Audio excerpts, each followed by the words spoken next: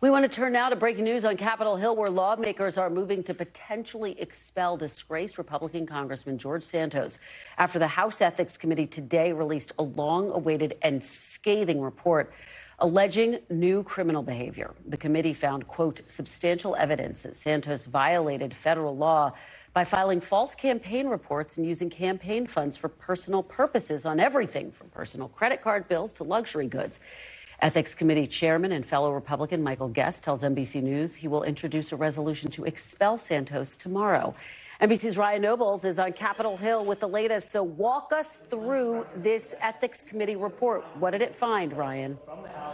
Well, I think the most important part about this report, Kristen, is that it was a bipartisan report made up of an equal number of Republicans and Democrats, and they all came to the same unanimous conclusion that George Santos was responsible for a long list of potentially criminal allegations and a long list of things that are just violations of the House rules, and that it's conduct unbecoming of a member of Congress. You pointed to some of them, using campaign funds for personal expenses like his rent, for shopping trips at designer stores, to pay off his personal credit cards, to use the website OnlyFans, the adult website. These are all things that are against the rules, and it's something that could lead to him ending up in jail. But at the very least, we're seeing more and more members come out and say, at the very least, it should mean that he should no longer be a member of Congress, Kristen. And of course, this has been discussed for so many months, and a lot of his colleagues were just waiting for this ethics report. They wanted him to have his due before they weighed in. Obviously, the House has been very busy. They're now out of session. They just passed that short-term spending bill. What do you think the timeline looks like for this, Ryan? And do you think it actually goes through? I mean, this has been such a drawn-out process from the very beginning. I mean, you think back to when the New York Times reporting about the inconsistencies in Santos's bio first came out. That was before he was even seated in Congress.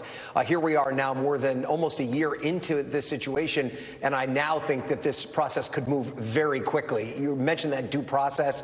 There were a lot of Republicans in particular that were reluctant to take the step of full-on expulsion because they felt as though he hadn't had the opportunity to defend himself. We've seen many of them come out today and say this is enough. He had the opportunity to defend himself, and in the case of the Ethics Committee, didn't even afford himself of that. He did not sit for a deposition, did not cooperate with the committee, and the committee was then able to collect all of this, very substantial and hard evidence, and that may be enough to move to expulsion. Now, this vote could happen as soon as they return from the Thanksgiving holiday, so sometime between Thanksgiving and Christmas. So I think there's a real likelihood that he will no longer be a member of Congress by the start of the new year. The one thing I'll throw out there, though, Kristen, two things, actually. One, we've not heard officially from the Speaker of the House yet, Mike Johnson, who may have a lot of say as to whether or not Republicans move en masse on this. And then the second part of it is it requires a 2/3 majority of the House to expel a sitting member. So that is a very high bar to cross.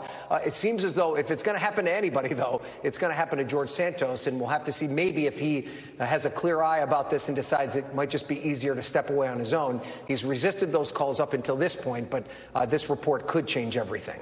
Thanks for watching. Stay updated about breaking news and top stories on the NBC News app or follow us on social media.